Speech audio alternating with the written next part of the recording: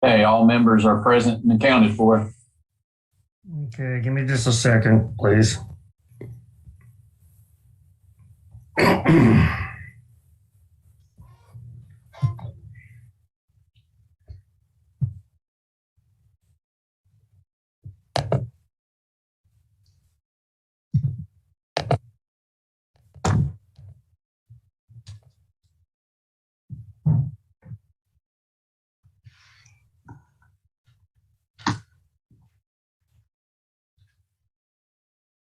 Okay. Morning, everyone. Welcome to the Kentucky Housing Corporation Finance Committee meeting. I'm sure everyone's happy that the rain has finally stopped and the sun is shining. And hopefully we'll dry out and enjoy a nice fall weekend. First order of business, do we have a quorum?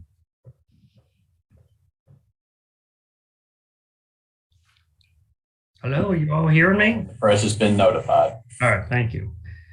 Okay. Second order of business, we need to approve the minutes from our previous meeting, which was held May 20th of this year. You have been provided a copy of those minutes and would ask at this point in time if someone would make a motion. I'll move that the minutes be approved as presented. Okay, does anyone have any questions regarding the minutes? Any suggested changes? Hearing none, I'll ask for a second. This is Katie, I'll second. All right, thank you, Katie. All in favor, say aye. Aye. Aye. Any opposed? Okay, that passes, and I cannot see the agenda, so I don't know what's next. Thank you. Okay, Jim is up. Jim Statler is going to provide us a presentation on the financial reports. Jim, floor is yours. Thank you, Mr. Chairman. Just a second, the schedule will be up there in front of you. Thank you. This is just a real brief update on primarily servicing portfolio statistics through, in some cases, September, in other cases, just August. And looking at the first table, an update on secondary marketing gains. The SMMP program does require that a periodic report come to this committee regarding gains experienced in selling our loans into the secondary market. And so for the year to date, this is through September, we've made $6,028,000 in net gains. That compares to $10 million last year. And as the committee will recall, we had just an outstanding year last year. Not quite so great this year. Prices are off because of market conditions, but still, the projection for the year to date was $2,269,000. So we are running $3.75 million ahead of schedule. At this pace, we're looking at maybe $24-25 million for the year performance compared to last year's 33 or 34. So still a very robust gain forecast and outlook for the year coming up, but a little bit behind last year. You can see the net price received in the rightmost column at 106.95. That is what we are selling our securities for, and the plan, of course, is always calling for a 102. So we are ahead of plan in price received. We're ahead of plan on volume produced, and we're also ahead of plan on secondary marketing gains. Going down to the little schedule just below just below their gain variances, you can see that the gain component, which I measured, roll back just a little bit, Jeremy. There you go. Thank you. It's really right there at the top of your page. That the volume variance has generated $436,000 more than we had anticipated. The price variance was worth $1.7 million, and the servicing fee buy-up, buy-down, which we've discussed in some meetings, generated $1.6 million. And that's a number that we watch very closely. It's an indirect indicator of performance on the secondary trading, but where we are selling part of our standard service fee into the market because it's worth more in cash than it is in holding on to it. And so the variances are something that we do monitor very closely to make sure that we're not selling all of our future income in favor of today's cash gains.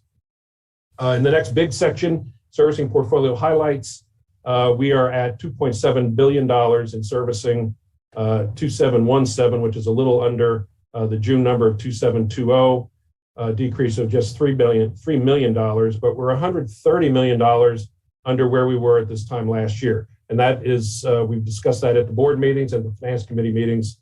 We are not replacing the portfolio as fast as it's running off. That happens. It's visually presented periodically with the black and red chart where that chart has convexed on us. We are trying to get as much volume as we can without stepping on the private sector's toes to get that volume. And so we are a little bit behind where we were last year. Still have a sizable portfolio generating the annuity that pays the operating expenses of not only the servicing operation, but a lot of the other general G&A expenses of the corporation. So not disappointing, or it is disappointing, but not desperate. And so we will continue to hope, and that hope is not a strategy, that prepayments or payoffs slow down just a little bit, and that the production can stay where it is on the pace that we've got a little bit ahead of schedule. Looking at the servicing fee, that annuity isn't worth anything unless the servicing fee spread is high enough to pay the bills. It dropped also from 33.4 last year and 33.8 at the end of June, but 33.4 at September of last year to 33.2.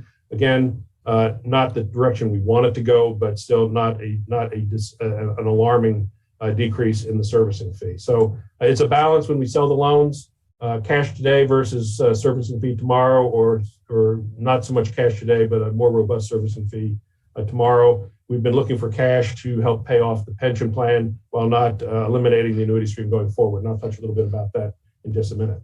The delinquency ratio sitting at 6.41%.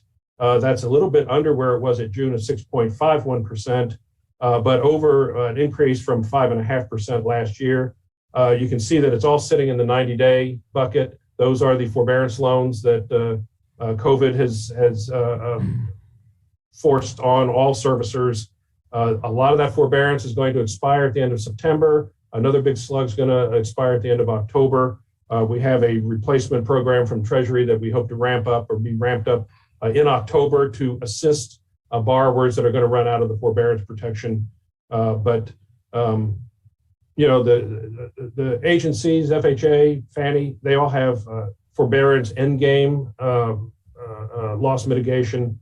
The exposure is not that great to us, but it certainly has crimped our cash flows a little bit because we have to pay either bondholders or Ginnie Mae security holders their monthly principal and interest, whether we get it or not. So you know, it's not a desperate situation, but we'd like to see that ratio start coming down as more people do go to work and they come off of forbearance and start making their payments again. So it's a nice tick down from from June. August is typically not a great month because kids go back to school and house money is diverted to school money, but we're holding our own there and nothing desperate or alarming there as either. In the last section, the financing plan, as you recall, the board approved a bond refunding issue. That is going to be for $59.6 million, part variable, part fixed, as the board saw at its approval in the August meeting.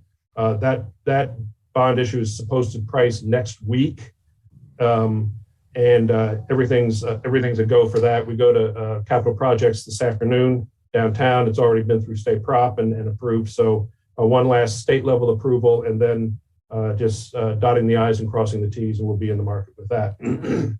We talked about the SMMP program. It remains the best execution for new originations vis-a-vis housing revenue bond issues, and preserves our not as robust amount of private activity bond cap that we get from the state. So that's still a good way, or the better way from an economic standpoint, to originate our loans. And that's what we're doing there, frees up conduit bond capacity for multifamily. And then finally, and it's not on the chart, but I'm going to say something about it, In the last week of August, we paid $60 million over to the pension fund as part of our cessation bill. You're going to hear in the auditor presentation that the bill has been put on the books at $90 million, and we paid 60 of it in August. We are permitted to prepay. The full bill is due in June 30th of 22.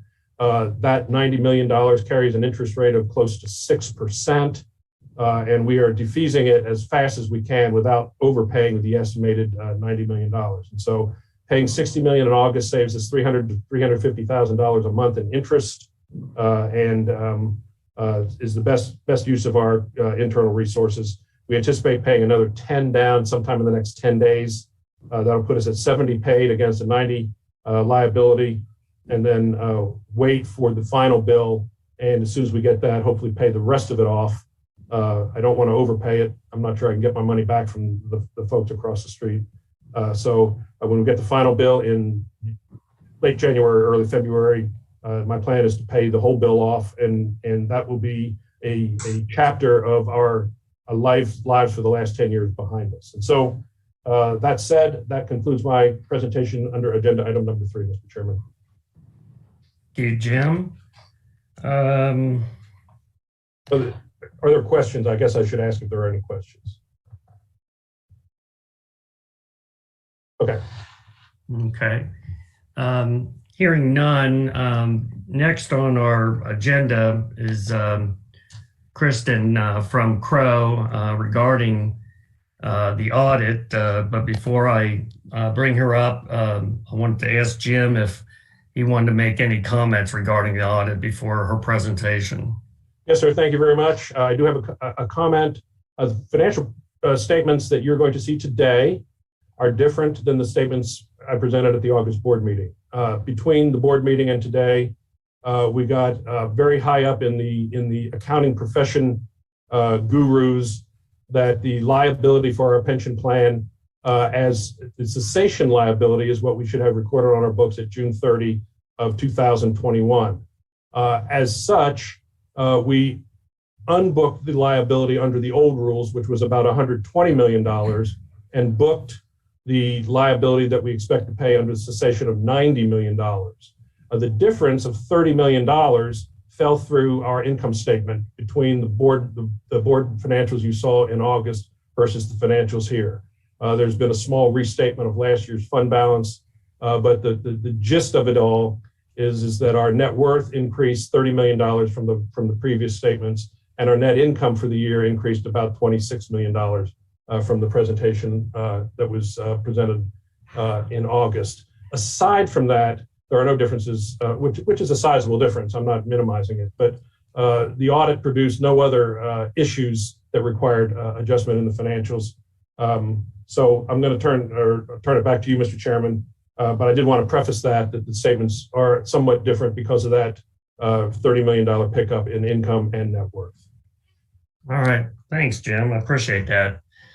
Okay, so next on the agenda, I'd like to introduce, of course, she does not need an introduction. I think we've all met her, but Kristen McDonough, partner with Crow LLP, is here to give a presentation on the audit. And Kristen, I will give you the floor.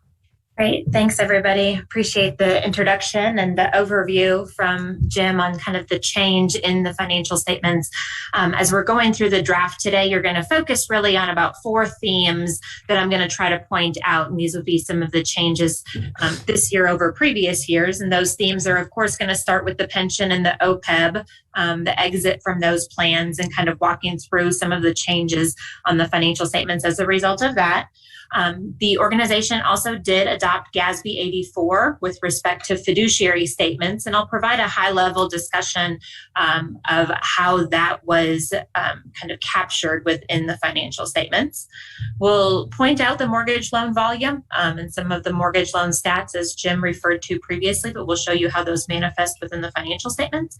And finally, just the increased government activity with respect to COVID programming, and show how that shows up on the financial statements. You have right here, page 1, which is the draft opinion on the financial statements. This will be similar to previous year opinions. We do anticipate issuing an unmodified opinion that would likely be issued kind of middle to late next week, in line with previous year's filings and compliance with Ginnie Mae standards. I think the organization is required to have financial statements issued by the end of September, and we're on track to do that. The first 3 paragraphs, or what you're seeing right here on the page, hasn't really changed from the previous year. We identify the reports that we're providing the opinion on, outline management's responsibilities, as well as our responsibilities with respect to the audit firm.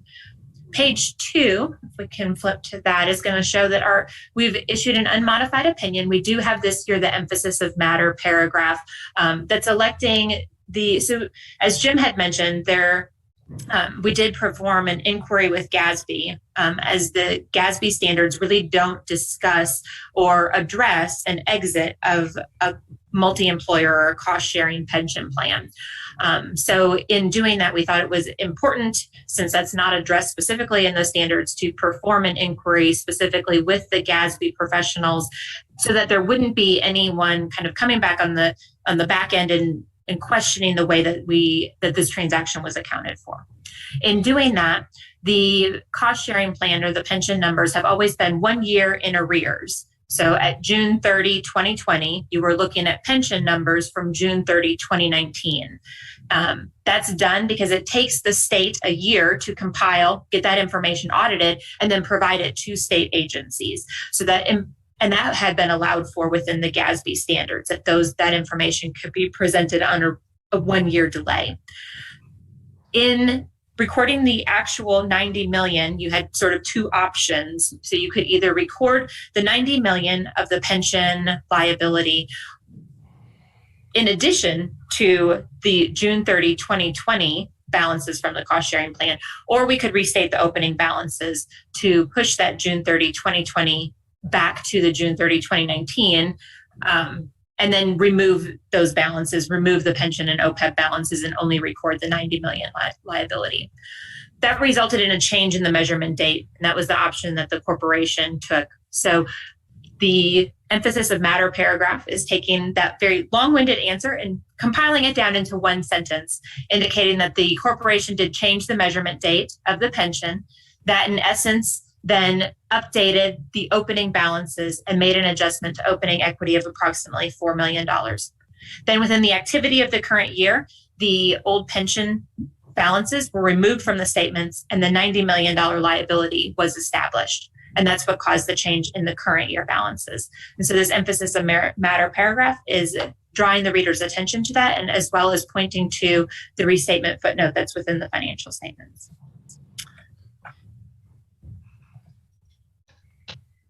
We will see how some of that manifests on the various statements as we're going through the financial statements.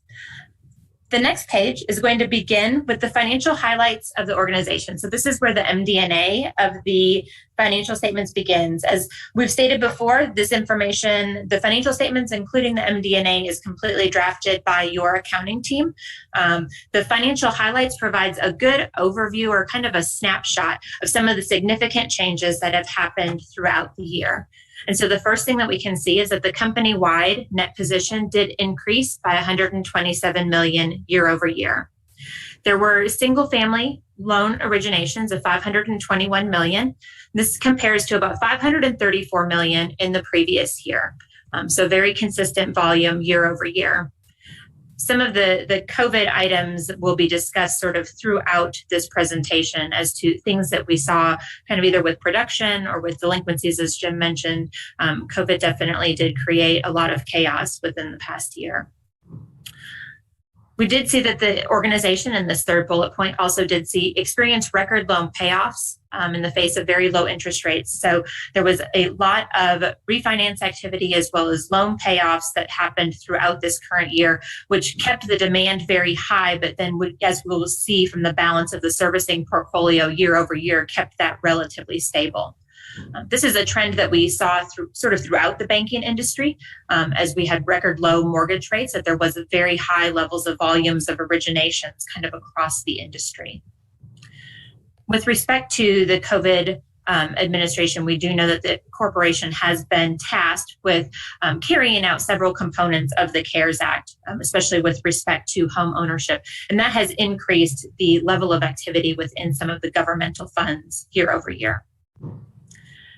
With respect to the ceasing of the participation of the CURS and pension and OPEB retirement plans, we know that the financial statements do have that one-time increase in net position of the $29.8 million. And with that, we can go to the next page. As I indicated earlier, there is a new financial statement that you're going to see when we look to the financial statements, and that is based on the adoption of GASB 84, the Fiduciary Funds.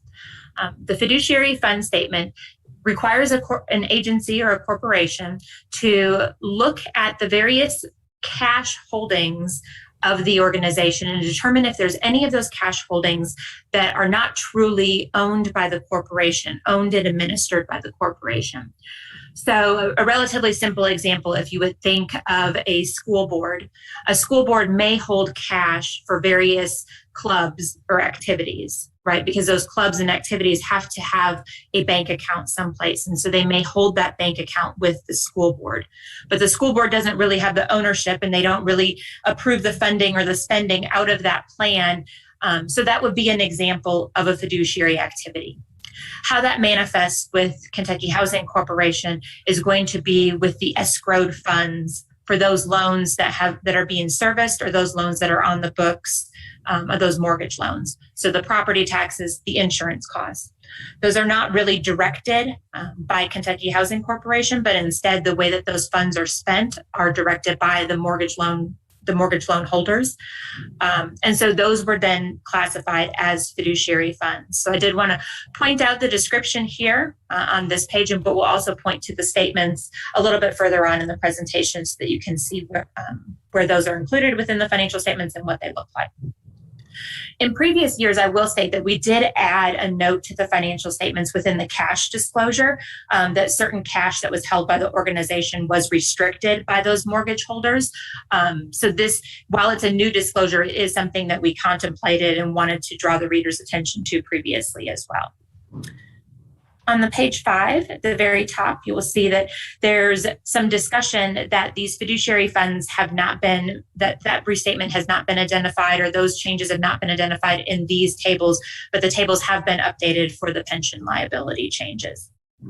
So as you can see in Table 1, this is going to provide an overview of the statement of net position and provide a comparative discussion year over year so that you're able to identify some of the changes. The main item that I wanted to point out here is you can see in the very first that 2021 government activities restated column that you no longer have a negative balance in the unrestricted net position.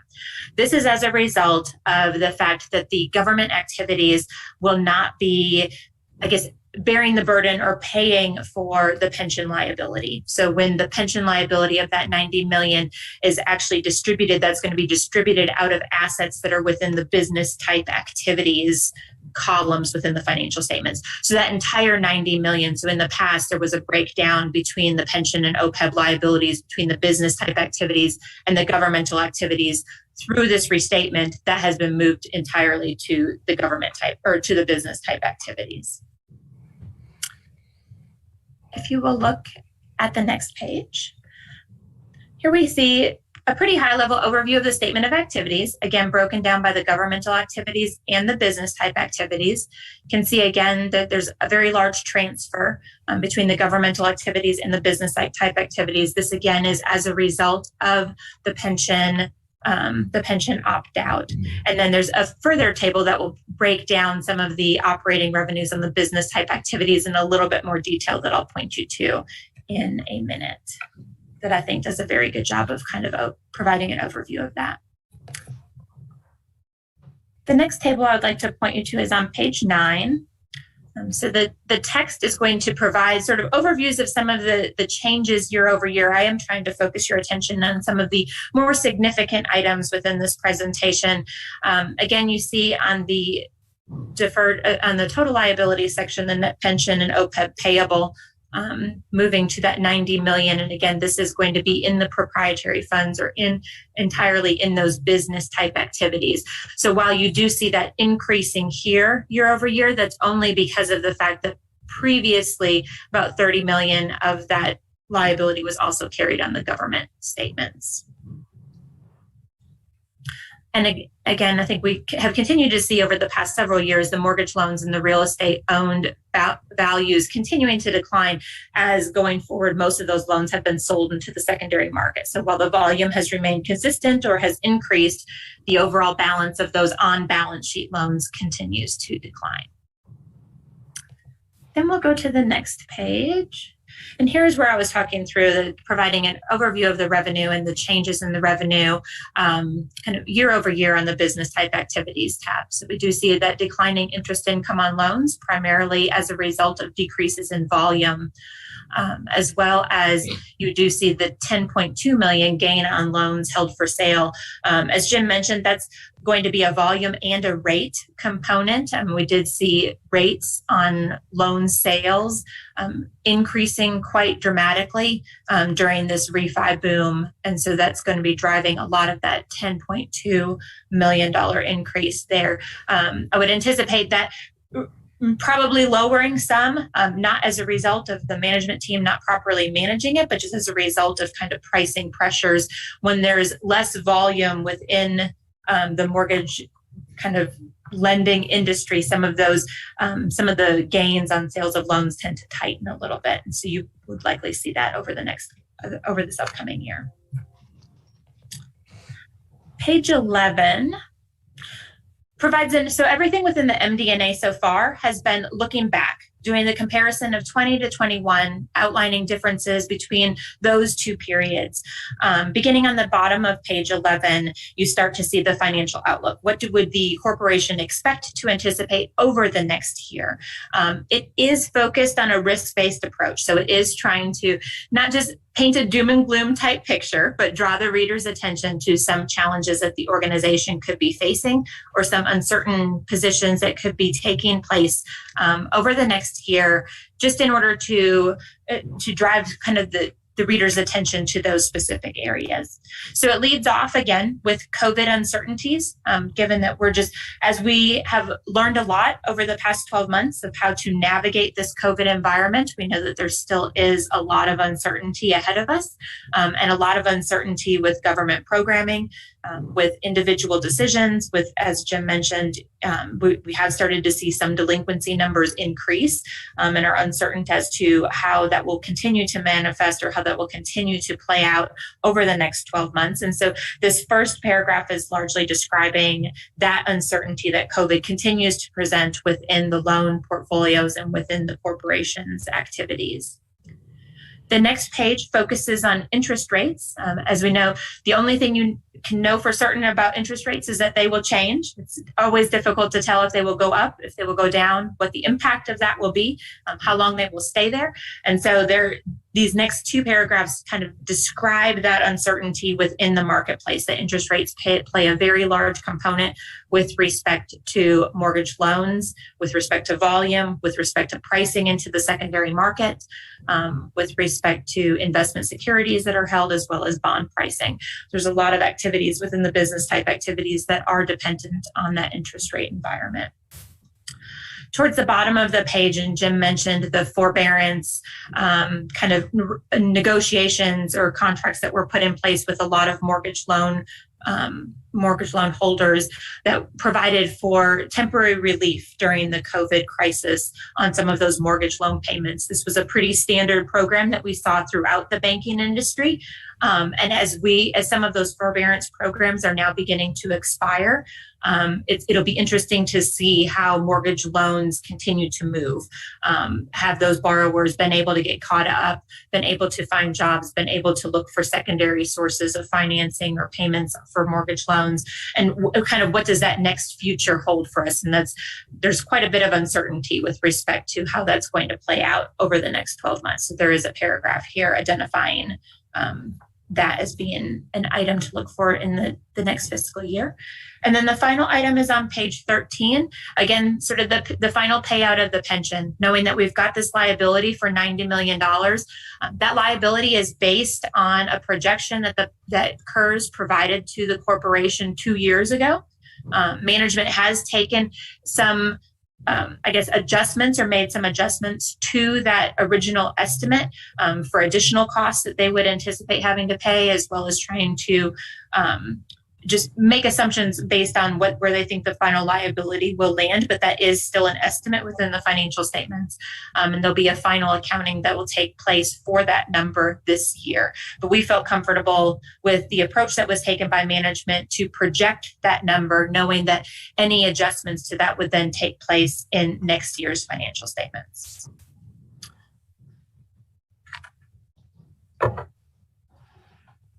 With that is a lot of words. I do have a couple of pages that I wanted to point to in the actual financial statements, but I do want to pause before doing that to see if the committee has any questions on the MD&A. Thank you, Kristen. Does any member of the committee have any questions?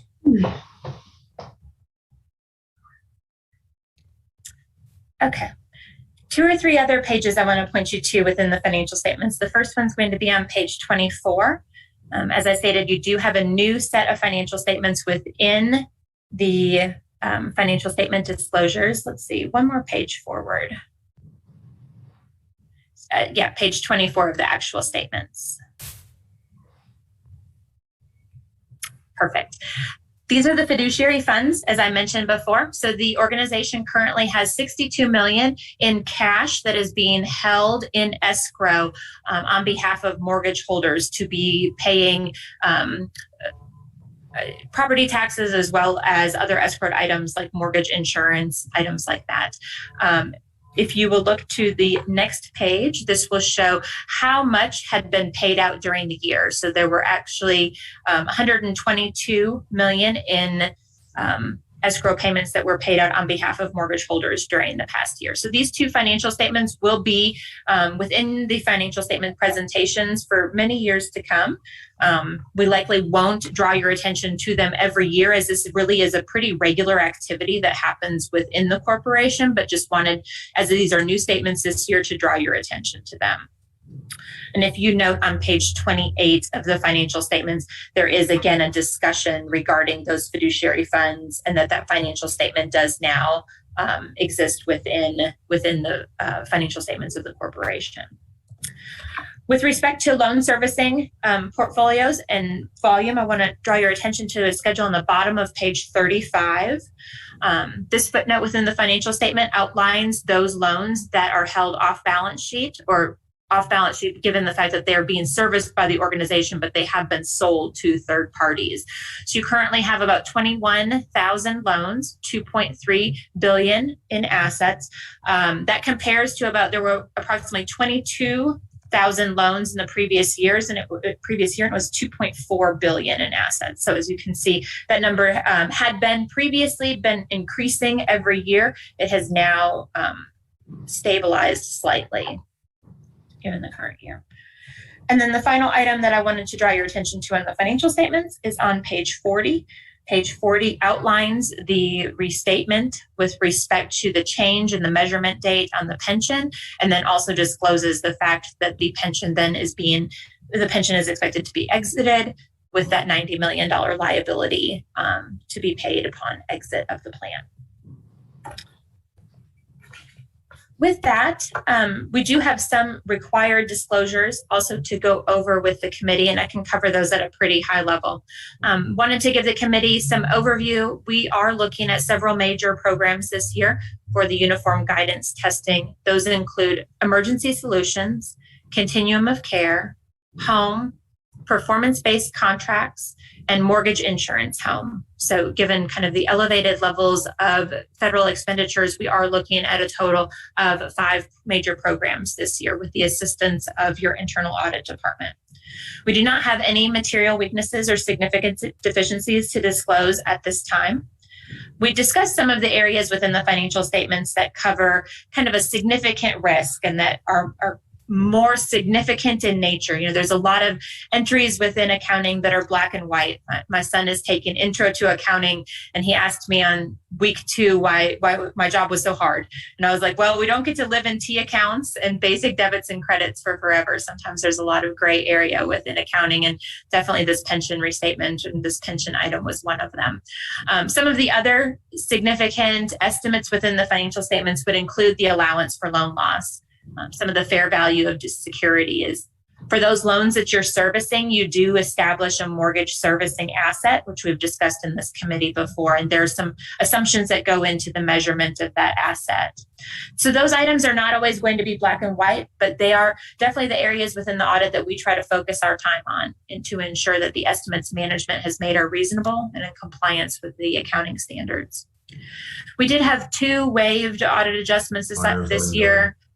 Both of those items are going to be balance sheet reclassifications, so did not impact income or revenue, were relatively minor items, really only kind of barely meeting our criteria as showing as a waived adjustment. So I don't believe that those cause any areas of concern for this finance committee. And with that, we did not have any other disagreements with management. Your management team is always great to work with, and even with some of these changes that we've had to push through based on kind of the opinions of GASB more towards the end of the audit, they've been great to work through and getting those applied to these financial statements in a very timely manner. So with that, I'd like to thank Jim, Christina, of course, Kevin and his internal audit team as they're providing us a ton of assistance throughout the course of the audit. And I'll open it up to any questions that the committee members may have on this presentation. Thank you, Kristen. Does any member have any question for Kristen?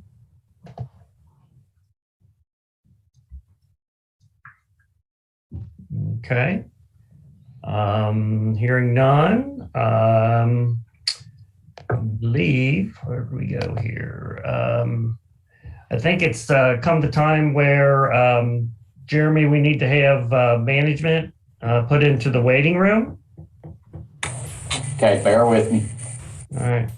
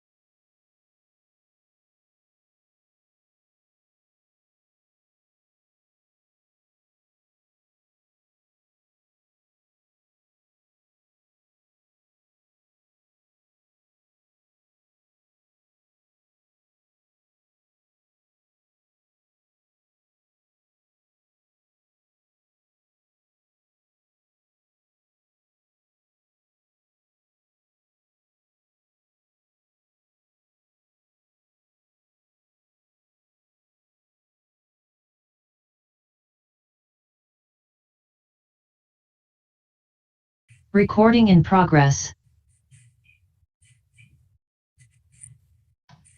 Okay, everyone's been returned to the room.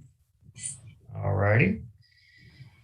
We have reached the end of our, well, thank you, Kristen, for that presentation. Very comprehensive and, of course, helpful to all of us. Know that Crow is keeping a good eye on the inner workings of the organization. We have reached the end of our agenda. Are there any other matters that any member would like to bring forward for the good of the committee or for the good of the order? Mr. Chairman, this is Jim. I'd like to make one final comment, if I may. Sure. I want to, as easy as Kristen made it sound to change the financial statements because of this thing on change on the pension, it was a very large task to get it pushed through in just like 5 or 6 days. I want to send out props to Christina Keys. She's on the call today, who did just a yeoman's job of getting it all filtered through there. And the process was very technical and very difficult for me to understand. And finally, the light bulb went off Monday morning this week of exactly what was going through these statements. But it was really pretty difficult to get it all executed and done as timely as we were able to. And that is strictly the hard work that Christina and her staff put into it. I just want to commend her and her staff for that extra effort. And send out commendations for Kristen and her team as well. Another audit is just about done and very professional. COVID does not make it easy. Virtual does not make it easy. And we got it done. So that's a tribute to the professionalism of Crow and the staff that they have on our audit, professionalism of our own staff here in accounting and finance. So anyway, that's my final comment, sir. Thanks, Jim. For bringing that up and shining the light on that. I agree wholeheartedly. Certainly a heavy lift when you make such an important change as our organization did over the last couple of months. And of course, my thanks to everyone at Crow as well for all the extra time and effort they put into that. Anyone else have anything they'd like to bring forward or ask? Okay, hearing none, I will ask for a motion to adjourn. Mr. Chairman? Yes. We do need one action, a recommendation, a motion on recommendation to recommend acceptance of the audit to the full board in October. Okay, thank you, Jim. Could I get a motion to recommend the audit bring forward to the full board? I'll move. Second? George, I'll second that. Thank you, George. All in favor, say aye. Aye. Any opposed? All right, motion passes. Okay. Unless there's something else, need a motion to adjourn. So moved by Katie. Thank you, Katie. A second? I'll second. Holly. All right. All in favor, please say aye. Aye. Any opposed? All right. The ayes have it. We can go back to work. Thanks, everyone. Thank you, everybody. Bye.